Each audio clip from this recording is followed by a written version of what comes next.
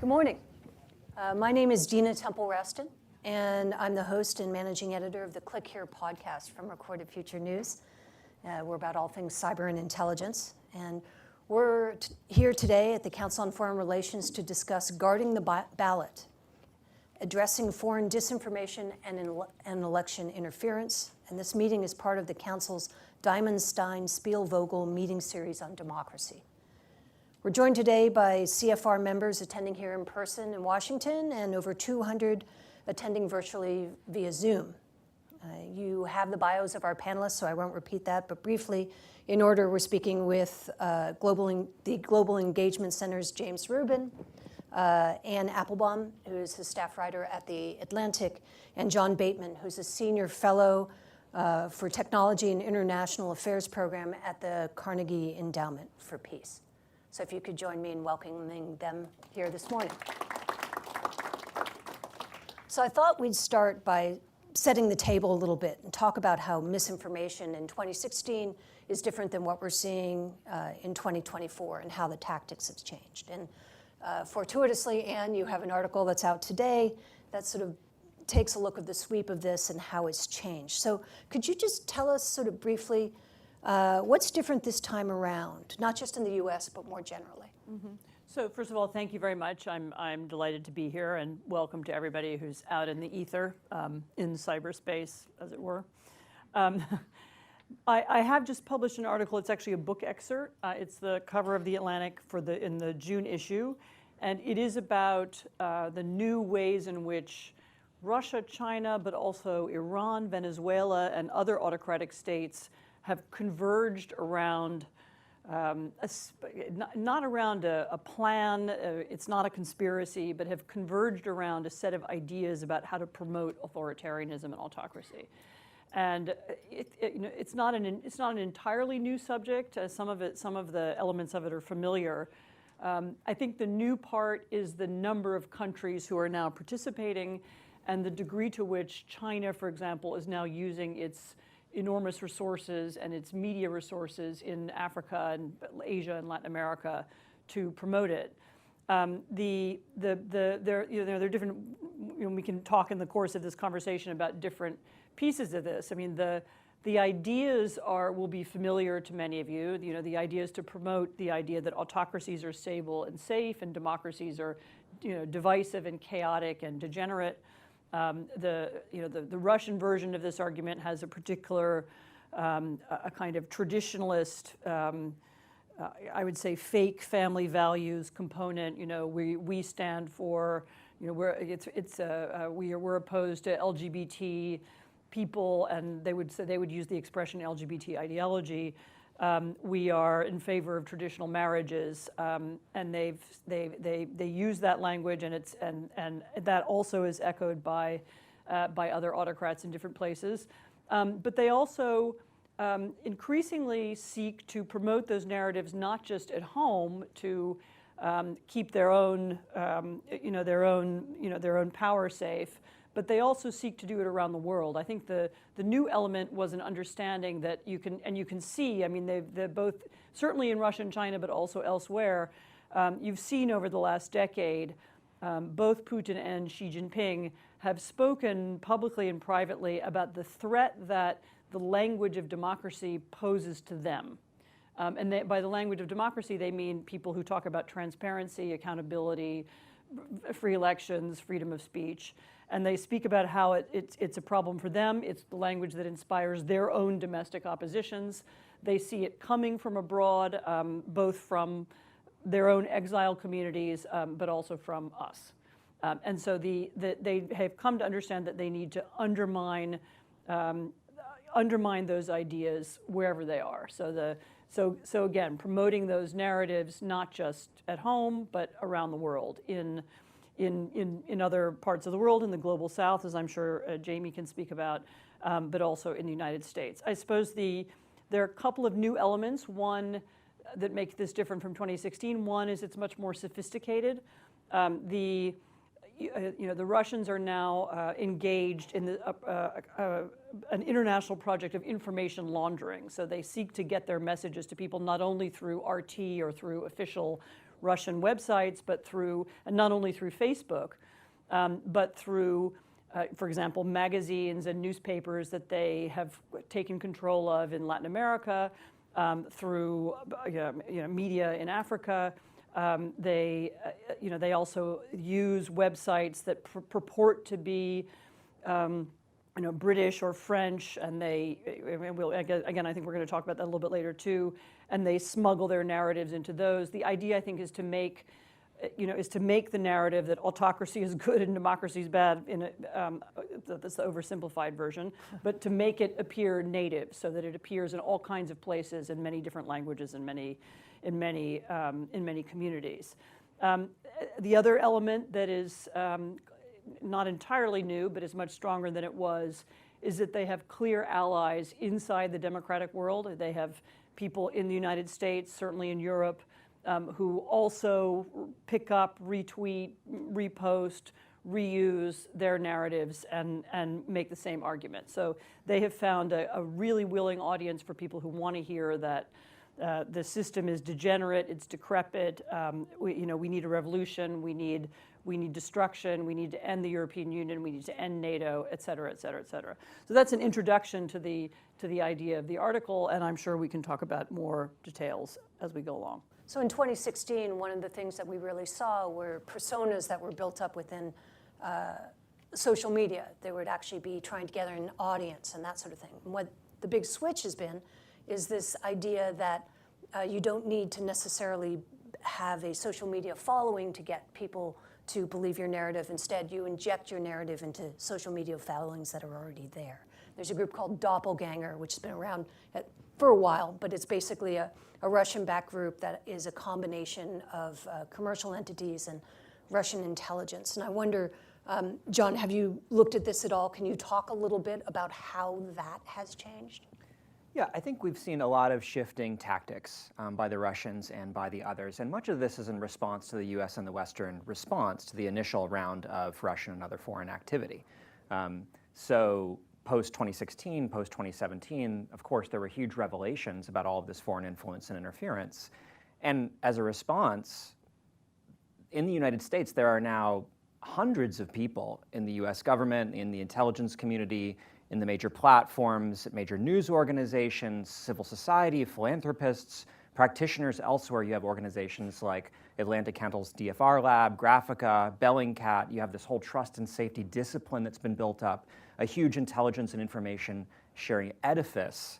And so much of this has been trained on trying to identify, monitor, stop, thwart, limit the tactics that we saw in 2016 and subsequently. And so then, of course, you would expect some tactical shift, and the intelligence community has documented this. Different attempts by the Russians and others to be more indirect in some cases. So we saw a few years ago that instead of developing their own personas out of Moscow, they were using some people in Ghana to do this for them. This was a kind of short-lived and abortive tactic, but it was an effort to get around some of the initial guardrails and surveillance that the United States and others had set up. I'll say that when we talk about this problem, it's worth just taking a step back and thinking, what do we really know and how do we know what we know? I think a lot of what we know is about the activity that is being perpetrated against the United States and about the activity that folks in America and elsewhere are doing in response. We actually know very little about the effectiveness of either these foreign disinformation actions and the ultimate influence they have, quantitatively on our elections, on our society. And then, by the same token, the effectiveness of many of our responses. It's still an enormous research gap. So in many ways, we're still seeing through a glass darkly. Because it's too early to actually tell. It has a long tail. Is that the idea? To some extent, that's right. So I guess it depends on what effects you want to measure, right? So if you want to immediately measure, for example, the impact of Russia's 2016 operations on the 2016 election, first of all, we were very poorly postured to evaluate that. But some of the best empirical studies that have been done do cast doubt on whether that was a significant influence on the U.S. populace. Now, it's such a close election, really almost anything could have been said to be decisive in that sense. But yeah, subsequently, really we lack the data in many cases and kind of long-term longitudinal studies to understand all of the second and third order consequences, because the information environment is so complex. There are so many things clashing and combining together, and there could be paradoxical effects. So we're still trying to understand that in many ways. So Jamie, tell us about the Global Engagement Center and some of the things, for example, you're doing. Anne mentioned Africa, like the Africa Initiative. Well, first let me say that we have to start by understanding the essential asymmetry that Anne's article talks about, that all of us need to appreciate. That is that the days when we watched Tiananmen Square live on television, that we watched Yeltsin get on the tank in Russia during a revolution, those are over forever. There is a wall that is blocking the authoritarian countries from the rest of the world. It's called the firewall in China. Russia is building a wall as a result of the Ukraine war and has almost completed it. And so we need to understand that that asymmetry means that when Russia and China are operating in the rest of the world, it's an advantage for them, that it's free for them to operate in the rest of the world, while we have a much more difficult time getting our message inside those countries. So that's point one, asymmetry. Point two, measurement, metrics. You know, I've been around Washington a long time, and one of the horrible phrases that I now hear over and over again are metrics and measurements. We think we have to measure and metric and meter out every single thing. Some things are obvious. To me, it's obvious that one of the reasons the global South can't be on Ukraine's side in a war that is so clearly, obviously the invasion of a neighbor with hundreds of thousands of troops for no good reason. On one morning, Putin woke up, and yet much of the global South is still hedging. Why is that? Well, to me, it's obvious that a decade's worth of information manipulation by Russia and China have affected the populations in the global South, broadly speaking. Some of that reason may be related to anti-American foreign policy, colonialism. You know, some of it may be that the ANC's people were connected to the Russians. But overall, I think we just know in our gut that a war that is so obviously one-sided, for it to be questioned in so much of the world, is a result of the tens of billions of dollars the Russians and the Chinese have spent around the world. And we need to be very candid about this. We have been on the back foot. We thought that after the creation of these media tools that were created in San Francisco and the Silicon Valley, that somehow democracy was going to naturally spread around the world. And they were tools of truth. And for many, many years, we were promoting them. Foreign policy initiatives of our government were to teach other governments to use these tools. Well, these tools have now been turned against us, and there is a deep and dark side to them. And Russia and China have figured out how to use them to block their own countries' access and to use them against us. I'll very briefly mention the Africa Initiative because it's the thing I'm most proud of, having been at the GEC a little more than a year. And we discovered, and you can imagine how we discovered it, because we work very, very closely with all agencies of the US government, that Russia was planning to cast doubt on Western medical research and Western medical activities in Africa. First by suggesting that it was American research causing dengue fever in West Africa, then using the famous trope that Big Pharma was testing Africans, drugs on Africans, all of which was intended to cast doubt on Western medical programs like PEPFAR, the most successful American program in history, something the Russians obviously hate. And think about the effect. This is a case where disinformation kills. People who would read, see, or hear that disinformation might be deterred from getting Western medical care that could save their lives. We were able to expose it before it got started. You know, inoculation is, to me, the most effective way to deal with these essentially covert operations of the Russians, is to get them out early, so that people and journalists and governments know when they start seeing something that looks unusual that it's coming from the Russian government, from the Russian intelligence agencies. We were able to name the individuals, where they worked, how it started, and we believe we had an effect on that program's efficacy. We did that also in Latin America, but I'll stop for the moment, but simply to say that we need to realize that the adversaries in this conflict that Anne has so eloquently stated between authoritarianism and those who believe in democratic values is something where they believe information is a crucial aspect of their government statecraft. They do it at the highest levels of government. Think about what a Communist Party is. It is propaganda. And in Russia, just think about the fact that the Protocols of the Elders of Zion was created in the Kremlin when it was under the Tsars. So disinformation by Russia and propagandist information dominance by the Chinese is what they're seeking, and they are investing huge sums of money in it. And we are really just recently becoming aware of the danger, the risks, the consequences, and starting to, I hope, have an impact. And what you're essentially talking about is intervention. And I wanted to talk to you a little bit about this, John. You've done a lot of research on this, trying to figure out these metrics. Can you talk a little bit about that? Yeah, sure. And just to follow up on the point that was just made of, it's great to have metrics, but that just can't be a stopping point in the conversation. If we can't measure something, that doesn't mean we can't take action against things that are obviously concerning. So that was kind of the spirit of some research that we did at Carnegie, where we wanted to get a better handle on what actually works to counter disinformation, whether it's foreign, domestic, otherwise. And so we looked at a wide range of interventions that have been proposed. Some of them are very tactical.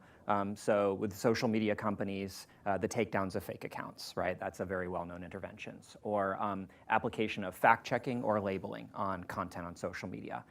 People also talk about reducing the focus on engagement of algorithms, and potentially even increasing privacy protection so that there could be less micro-targeting of very sophisticated advertisement and, again, kind of engagement farming. So there's a cluster of social media-based interventions that are all very familiar to us. There's also other things that maybe don't get as much attention.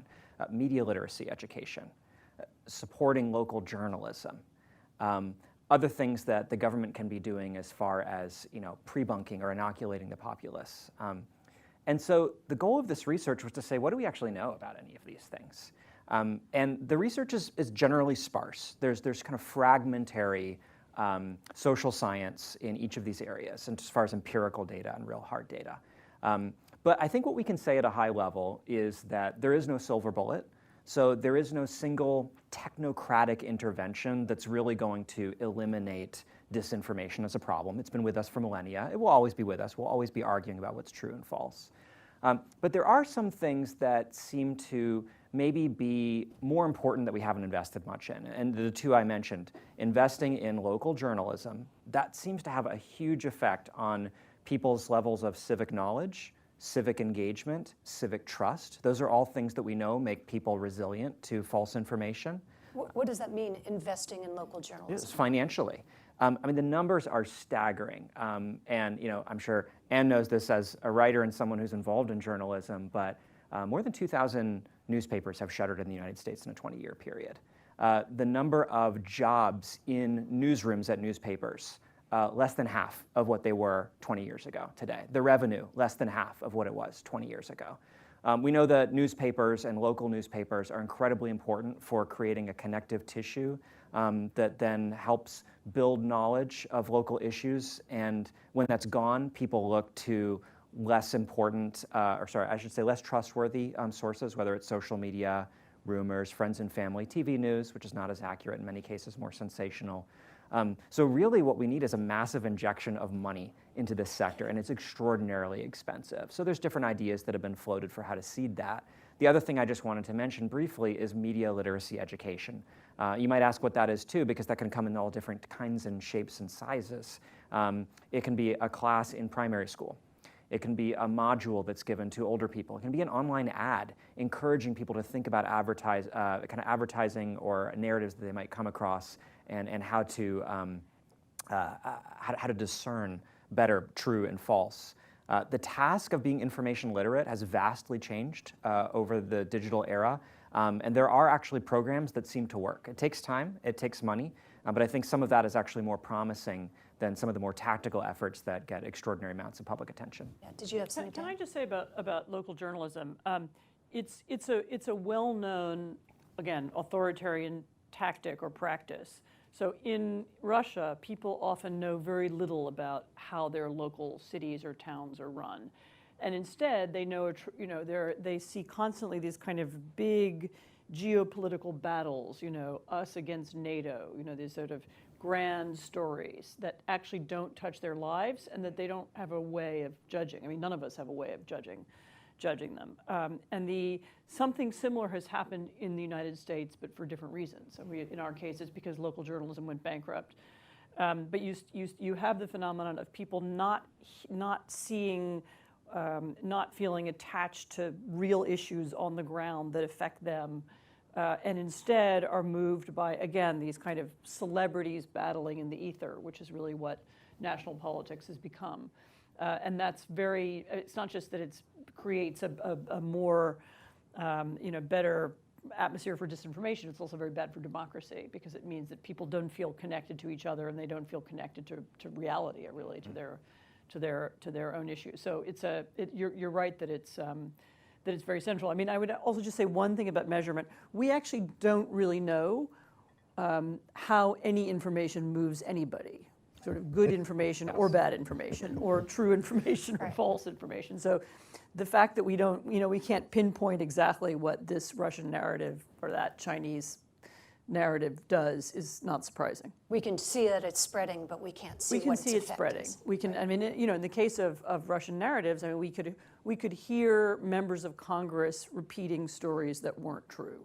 So we know that there was some kind of impact. I mean, there was Senator Tom Tillis, a Republican senator, spoke about hearing his colleagues talk in the Senate about we don't want to give money to Ukraine because Zelensky will spend it on yachts. Right. And Zelensky doesn't own any yachts, but there was a false story about yachts, which included some pictures of other people's yachts that did spread on the internet, and clearly some members of the Senate had seen it. Yeah, he certainly wasn't the only one. Yeah, Let me Jamie. just add a point about the difference between Russia and China, because there is, generally speaking, a pretty big difference.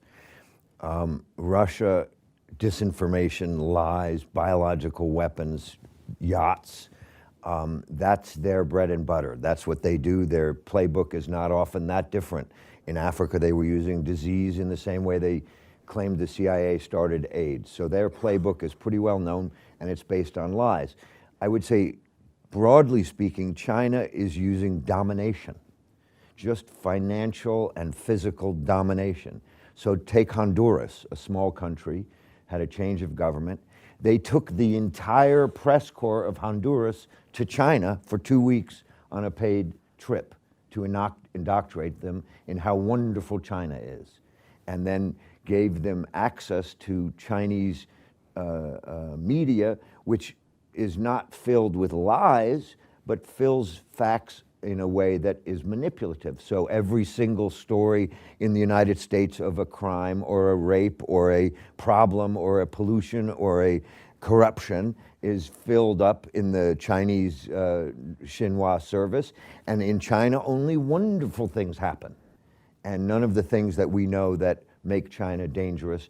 Why is it true that all over the Muslim world, the Uyghur monstrosity, the program that Xi Jinping used the phrase, show them absolutely no mercy?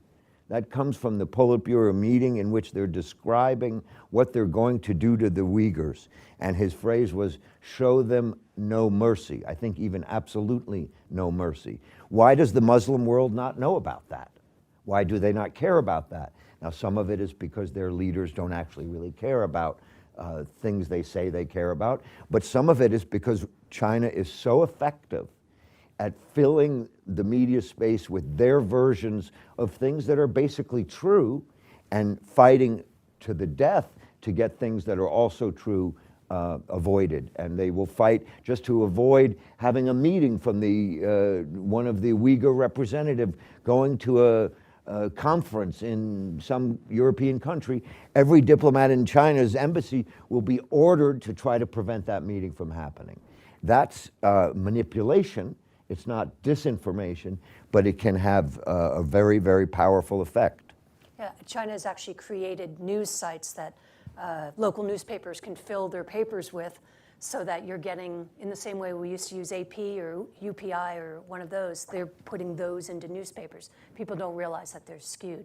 So I wanted to end, not necessarily on a happy note, but at least on a note to talk about what the danger of talking so much about this, that we give it power by just talking about it. There's a great article in Foreign Affairs magazine that just came out that looks at this problem of trying to balance, don't hype the disinformation threat.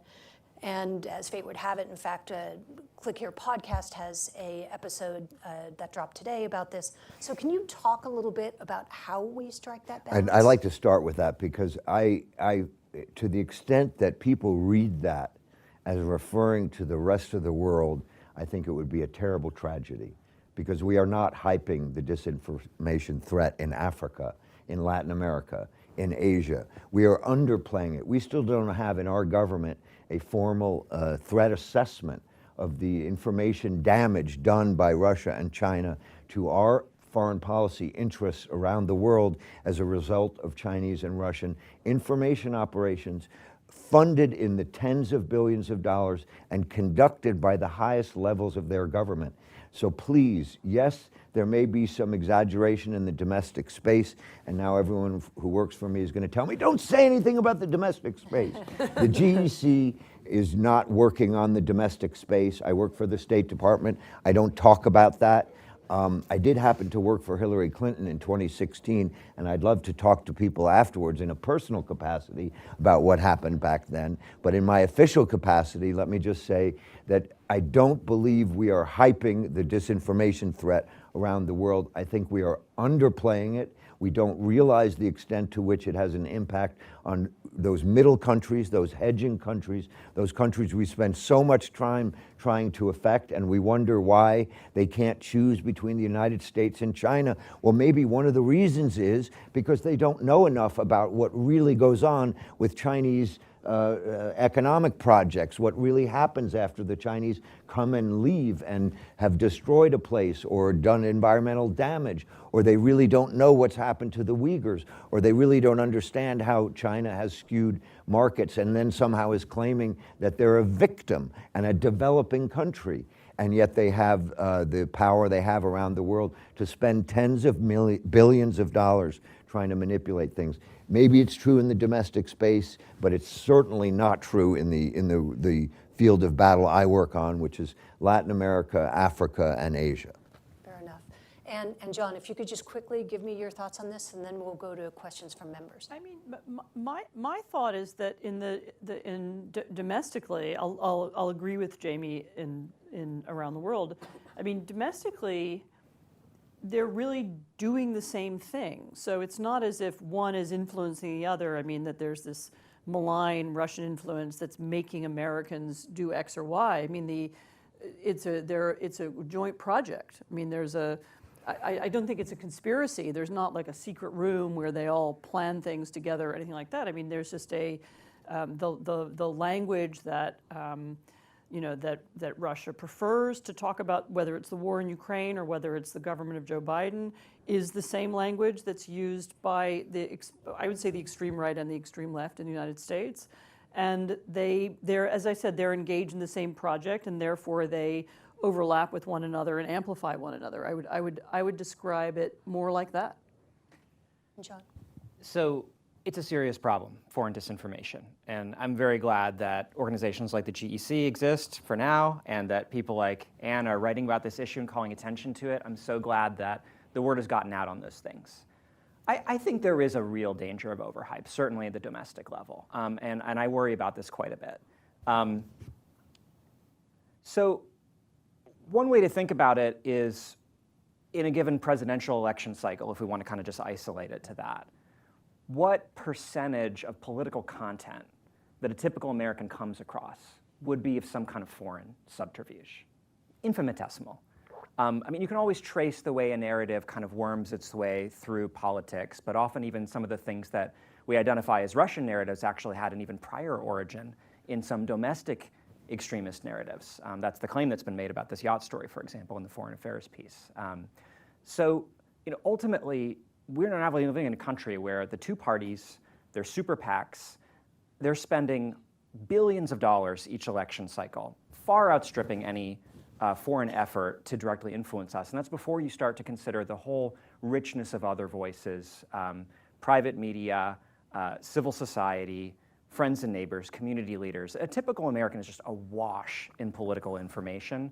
And I just don't think it's realistic to say that foreign subterfuge is a major driver of American political behavior. And I just want to say, why does this matter? Why does this matter? Because, of course, we need to be tackling this. It's a foreign policy problem.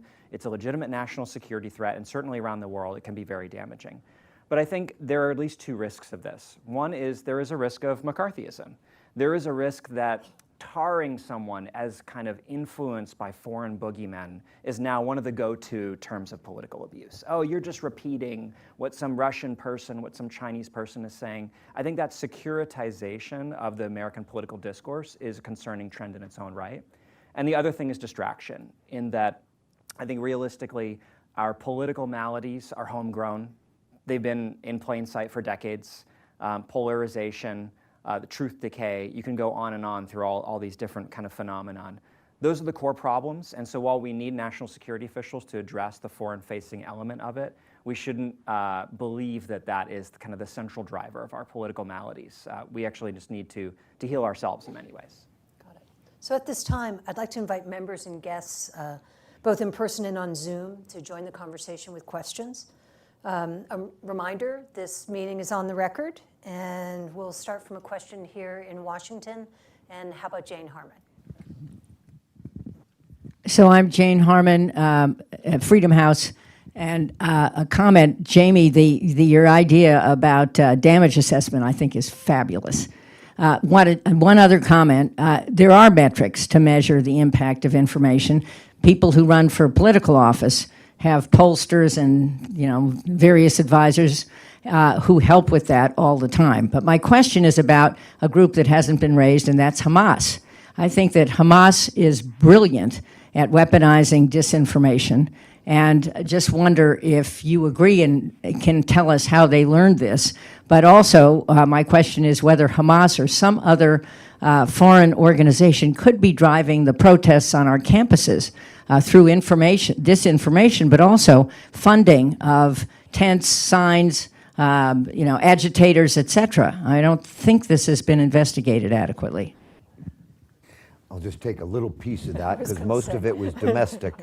The little piece that I would take is that, I'm lucky. I was hired by Secretary Blinken. He's someone who really does understand the information environment.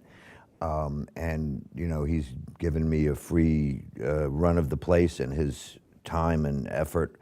We've been building a coalition of countries that want to deal with it in the way I've described, and he's signed MOUs with various countries. But he's pointed out, and again, it's a tricky subject right now, the Middle East, and I want to state this very carefully. Whether or not you agree with what Israel has done in response to October 7th and how they've gone about attacking Hamas to prevent the possibility of that recurring, something terrible did happen on October 7th. How terrible it is and how specific it is has actually been the subject of disinformation, and we know that.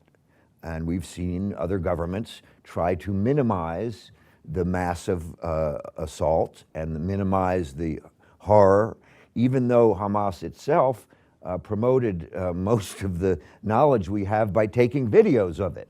So disinformation in this case, Secretary Blinken has pointed out, in many countries, the response of the Israelis, which whether you agree with it or not, and I don't want to get into that now unless I absolutely have to, is to something real and something horrific and something that has never been seen in Israel in its entire history, and something that has been downplayed by Russia, China, and Iran in very clear government attempts to try to alter the circumstances. And here we need to get used to the fact that the modern era is now one in which Russia, China, and Iran, unless they change their government policies, are choosing to blame the United States for every major crisis. Think about it, COVID. Whether you think it was from a lab or from an animal, it clearly started in China. Russia, China, and Iran said it happened in the United States, blamed it on the United States. Ukraine, Vladimir Putin decided to invade Ukraine. Russia, China, and Iran have blamed the United States, saying US companies are trying to make money, and that's how the war started. And now we get to Hamas on October 7th, and they are blaming the United States for a war that was clearly initiated, began, and started on October 7th. So for those of you old enough to remember, there used to be something called the Blame America First crowd. That was something that Republicans used to call us Democrats. There is now a concerted effort on the part of our adversaries in the information space, Russia, China, and Iran, to blame the United States as much as they can, in every way they can, around the world when there's a major crisis. Go ahead, John. Can you talk a little bit about Hamas? And Yeah. So Hamas and its allies in the Middle East, huge perpetrators of disinformation, massive deception about the truth of October 7th, what led up to it, what followed. The Middle East it's kind of a mess in terms of the information environment. It's very chaotic. People believe all sorts of conspiracies and crap. On the US campus protests, so let me try to give my hunch as to what's going on here, because I don't know either, but there's a great Washington Post analysis on this recently. So if I were someone in the Information Research Agency or a similar organization conducting propaganda in Russia and China, I would absolutely be seizing on this as a fantastic opportunity to exploit divisions in the United States, sow chaos. But ultimately, from all I can see, this is a legitimate mass youth movement. We see these things all the time. Young people are much more favorable to the Palestinians than they are to Israel, or at least those protesting are a subset of those on campus. It's not clear that engaging in some kind of encampment is really that costly of an activity, needs any kind of foreign sponsor. So I just have to say, I think people are posing this question, starting to pose this question, and I squirm a little bit at the idea that a kind of mass political movement that, by all accounts, is fairly organic and doesn't really need much of a further explanation. We're kind of now asking, okay, do we need to investigate this, see if there's some kind of hidden hand there? I think that kind of orientation in some ways could lead us down the wrong path and create dangers of its own. we also kind of forget being students, right? Your choice is to go to the library and study, or to hang out with your friends and talk about political things. It's pretty easy to be motivated that way. Go ahead. Yeah, I would push back pretty strongly against the idea that you need anybody to organize encampments. I mean, so I was in college in the 1980s, and this was at the time of the apartheid protests, anti-apartheid movement against South Africa. And I remember, I think it wasn't a very big encampment, but there was a kind of shanty town built at my university in the center as a sort of demonstration of something.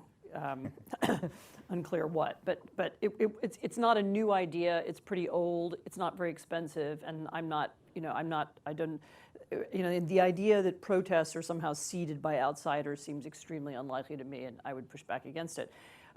Are the protests being used? Is the language of division being promoted? Yes, absolutely, and that's been shown. I was going to quote the same Washington Post article. There was also a New York Times article that showed how both inside the United States and around the world, images of division have been, and narratives about American chaos and hypocrisy and so on have been, pumped out like crazy. So yes, of course, it's being used. I mean, there was one incident just at the very beginning that was actually attributed to the Doppelganger Network. This was in France, where there were Stars of David being painted on walls in Paris, and it turned out they were being painted by a team of Moldovans who were hired for the purpose. I mean, and that was actually a French Foreign Ministry project, a think tank that showed that how that was done and why. So are they trying to provoke distress in Europe and the United States? Yeah, probably, but I would not attribute the student movement to anything but students. Let me take one more from the room, and then we'll take one from Zoom. Yes, sir. Hi. Just the mic is coming. Sorry, thanks. Marcus Brauckley. I wanted to just ask about solutions, and in particular ask you to talk a bit about the responsibility of some of the big U.S. technology companies in enabling the spread of misinformation, disinformation, and how you think the U.S., given the constraints of the First Amendment and so on, can address the responsibility of technology companies in distributing misinformation, disinformation. Yeah. Yeah, I'm going to start, and then Ann will probably have to finish because I can't say all that much. This was another case where my staff will be panicking because of the fact that we don't have regulation in this country. We've chosen not to have regulation in this country. That puts an extreme limitation on what the U.S. government can do. There's also lawsuits that put an extreme limitation on what I can say about it. However, I do think it's worth addressing the question of what to do about it. So this is the hardest intellectual job I've ever had. I've worked in foreign affairs for 30 plus years to try to figure out what role the U.S. government should have given this set of circumstances. No regulation, First Amendment. I was married to a journalist for a long time. I believe in journalism. Censorship is obviously not on the book. So what do you actually do?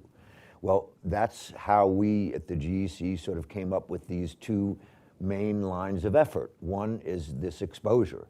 I'm very lucky. There's nowhere else in the U.S. government that I'm aware of where you can have individuals who work with the most sensitive intelligence agencies in our government sitting next to people who work on public diplomacy. And that doesn't happen anywhere else. And that was created by Congress when it created the GEC, and we've been able to take advantage of that in a couple of cases, limited but successful. So one, yes, we need to use our advantage, which is the intelligence community, to deal with how Russia and China are exploiting that social media asymmetry we were just talking about. The second thing is basic coalition building, and how to get people to think about it in a way that we can get those famous middle countries, those famous hedging countries we always hear about it. And it's taken me a while to figure out how to talk about it, but I've at least the current version is as follows, is we need to think of the information domain as a domain like other domains, cyber, space, land, sea, air. And if we do that, we should be able to have countries believe that that domain is sovereign. So what does that mean? That means if Russia or China were to enter that domain without admitting that it was Russia or China, that would be a covert action. That would be not okay. So if we say that the information space is sovereign, and if we get enough countries in the world, and remember, we still have most of Europe, most of Asia, most of the countries in the world who would want to say they didn't want their country's information space to be sovereign. That's a pretty hard argument to make. And once you establish that sovereignty, then you're not asking to shut it down. And in some countries, of course, they do have regulation of social media.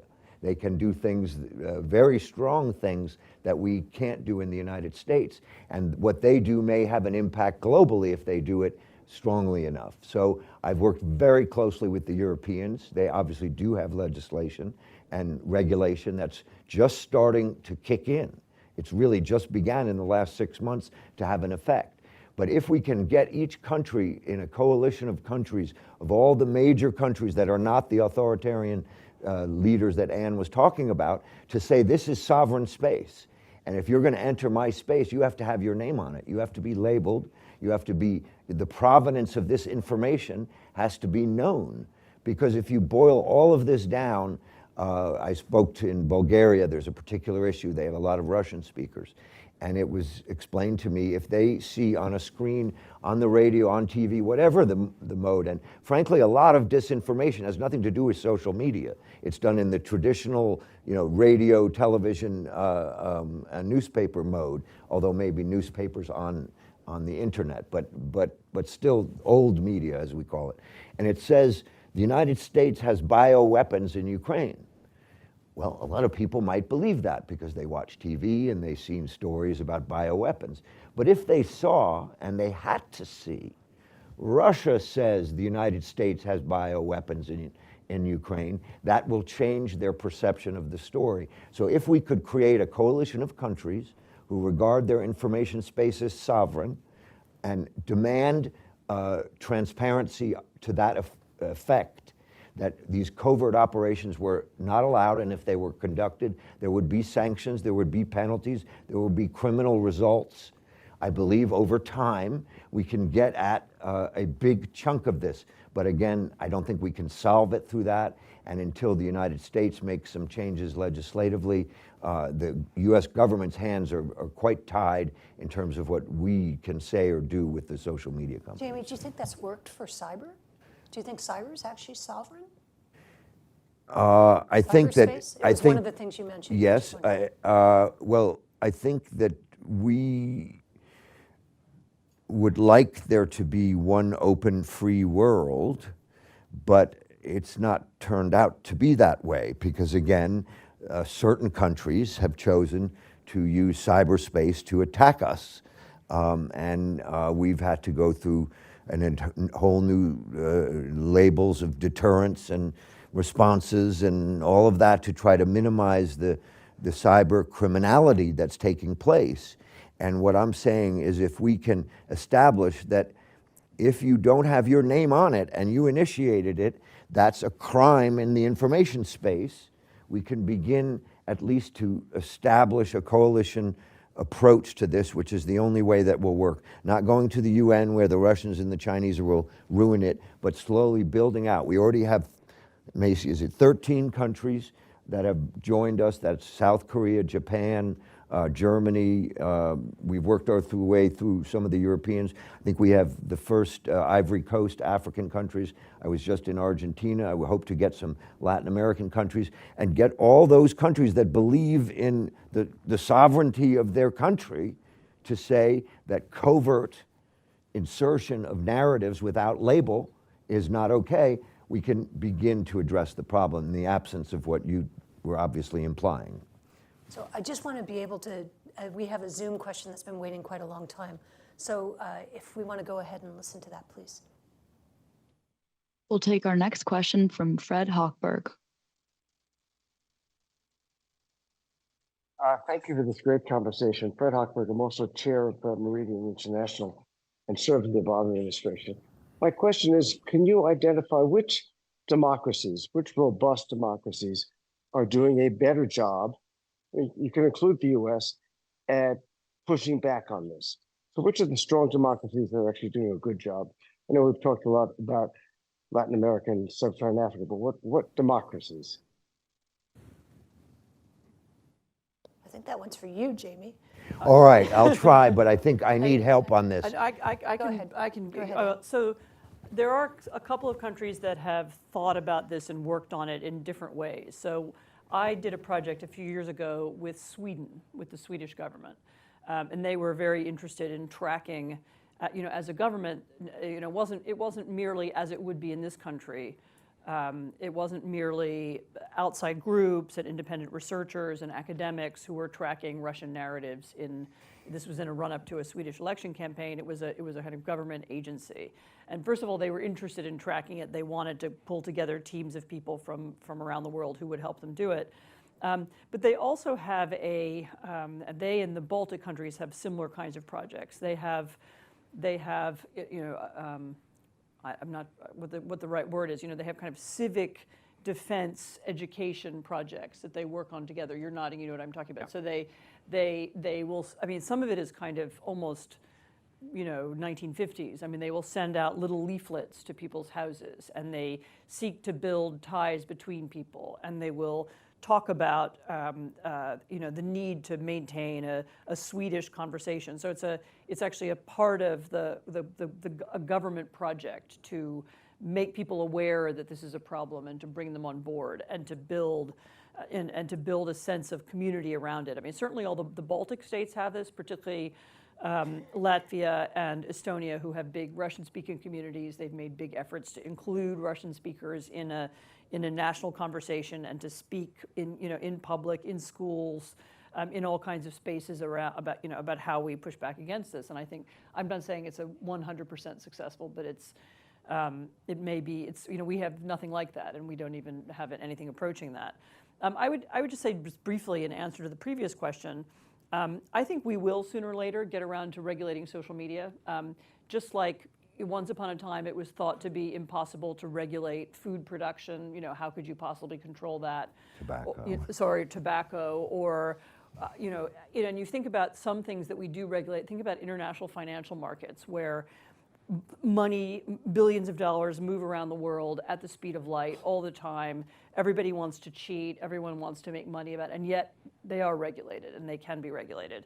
And I think eventually we'll get to that. And by regulation, I don't mean censorship. I mean rather the regulation of algorithms, the use of ombudsmen.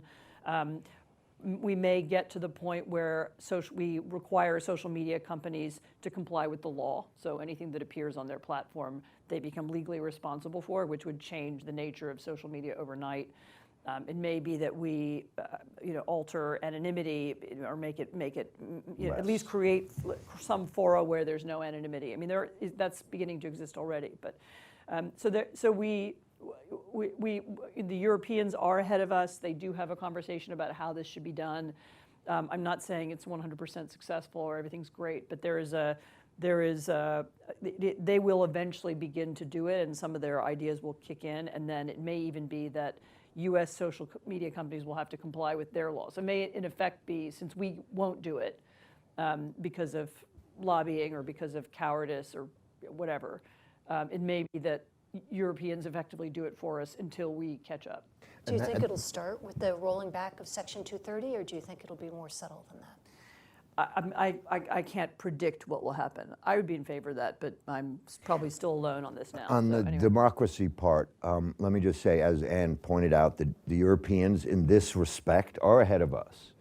And then there's a whole subject which I hesitate to bring up, but if we're going to be honest about it, is messaging. And when I first took this job, since I used to be a spokesman, people thought we were supposed to do messaging. We were supposed to fighting back by answering the disinformation and telling the truth about Russia and China. And I have to admit that messaging is a government-wide problem. It's a problem in a democracy, in a system where one of the results of having perfect information at real time means that every single White House official is looking at every single ambassador's statement instantly. And if there's an adjective or an adverb that's misstated, they get calls. That causes ambassadors and messengers to be careful and cautious and boring. Meanwhile, on the other side, you can't really get criticized for lying too much or too little. Nobody's going to call you up and say, oh, you lied too little, or you lied too much. And so there's an inherent advantage for those in this messaging war. I don't have a great answer for that. We used to have something called the USIA that was part of a Cold War containment global approach. I would like to think that the threat from Russian and Chinese disinformation and information manipulation will generate additional funding for a real effort to do messaging properly, because until we do that, there's always going to be this advantage. And I think I can't do it out of a little office in the State Department. That's something that's done by the president and his people on downward. And having been part of a spokesman's job, I know a little bit about how that's done. And you have to start at the top, and you have to want to be in an information war with quotes with the other side, because if you look at what Russia and China say about us every day, they're using information warfare. They are saying the most horrible things about the United States every day, in every possible way. And the only thing that happens when we're having a good meeting is that it just dips a little bit for those 2 or 3 days, and then it goes back to the United States as the root of all evil. And so messaging is not a problem that I decided I could affect, and rather it was more important to get at the countering disinformation part that we discussed, of exposing it early and getting better at that. And we're going to get better at it. And these 2 programs that I've described in Latin America and Africa are going to be the first of many, and we're going to get much, much better at it. And I really hope, so far, we all should thank the retired General Nakasone from the NSA, because for those of us who've been around for a while, when we grew up, you couldn't even mention the word NSA. And by the time he left, that information was much more widely used in a sanitized version, in a downgraded version that's made a huge impact. And most importantly, we were right about Ukraine, because until that happened, we were hanging with the weapons of mass destruction in Iraq over our shoulders. But I think that is the best way to counter it. And then we need other countries to care about it as much as we do. And then we can create one operational picture. And when those Russian and Chinese narratives begin and are being sent back and forth and trying to create an authentic, coordinated behavior between Russia, China, and Iran, we can do something about it much more quickly. Let me just take this last question. You were here. nodding about Let me just Sweden take and the this Baltic last states. question. You can add to that, because we want to finish on time. This gentleman's been very patient. Thank you. Ali Baki from the Council in Lehigh University. One thing that hasn't been mentioned is AI. AI as both offensive and defensive, and how do you see this being integrated? The other point I would like to make is that, as someone who's been professor for a very long time, our domestic problem is one of declining analytical capability in our students. It's shocking. It's because of social media, because they're distracted. They only get 2 text messages that are 2 lines long, and that is also something we need to combat. And I have no answer to that, but anyway, AI is the question. Yeah. So, yeah, quickly on AI. So I think time will tell. I think what people are concerned about right now, principally, is that generative AI can be used to create very realistic, personalized false content. Now, I will say on those specific concerns, it's not clear from research that realism or personalization are that persuasive to people. The Stop the Steal movement required no persuasive, realistic visual evidence. And then studies of micro-targeting political ads, which we talked about earlier, they're a little bit more effective than regular ads, but they're not a magic bullet by any means. Where I'm more concerned about generative AI is playing back the social media story. What we saw from social media is not that social media exclusively became a spreader of disinformation itself, but also it changed the economy such that dollars that used to go to journalistic organizations are now flowing to social media companies because of the change in the digital advertising economy. So that's the kind of frog-boiling sort of structural difference that I'm maybe more worried about. What are the pro-social information authorities that are going to be losing revenue to the AI companies, and what can we do about that? And then just quickly on the issue of solutions. I think we have to think about solutions in a social and political and cultural context. So the Northern European and the Baltic states, they've done the best in many ways, but they're also the best postured in many ways. They're fairly small, internally cohesive. They've been monitoring these threats for decades because of the proximity of Russia. We don't have those advantages here. We're very fractious. We're very divided. I actually think any solution in the United States that's going to be pitched in terms of countering disinformation, it's probably dead on arrival in terms of bipartisan consensus. What we really need is to be reframing some of these things around kids, privacy, antitrust. Those are some of the framings that could help us get towards solutions and transparency of tech platforms that might actually get at this problem without having to say this is fighting disinformation, because that's kind of just DOA. Let me just quickly say something about AI, and that is, right now, AI is very good at spotting AI. And so there are a number of AI tools that we talk about in the podcast that have been very good at spotting any sort of little modicum of AI within it. One of them I just want to give a plug to is called truemedia.org. And what it is it was put together by a guy named Oren Etzioni, who is in Washington, and you basically sign up for it. It's been out for about a month. 10,000 people have already signed up. And you upload whatever it is you're suspicious about, and it will give you some sort of scale to say whether or not it's AI manipulated or whether it's AI. And we'll be hearing more and more about that, I think. And Jamie, you wanted to... Just 10 seconds to end on a more optimistic note. I think if you compare the response of the leading AI companies to government regulation and government interaction as compared to the social media companies, you're seeing something very, very different.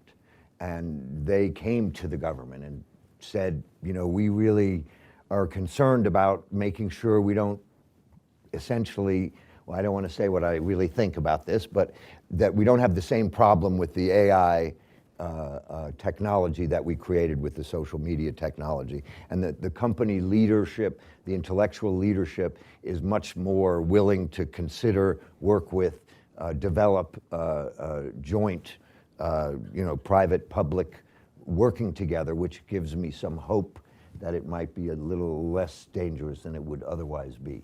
Well, we're at time. Thank you, Jamie.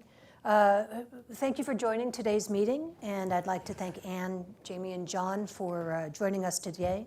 I'd like to recommend Anne's excellent article in The Atlantic, Democracy is Losing the Propaganda War. Foreign Affairs has a great article, Don't Hype the Disinformation Threat. And as fate would have it, Click Here has a new episode out today that is also dealing with some of these issues. Please note that the video and transcript of this session will be posted on the CFR website, and we'd like to thank you very much, and please join me in thanking our panel for joining us today. Thank you.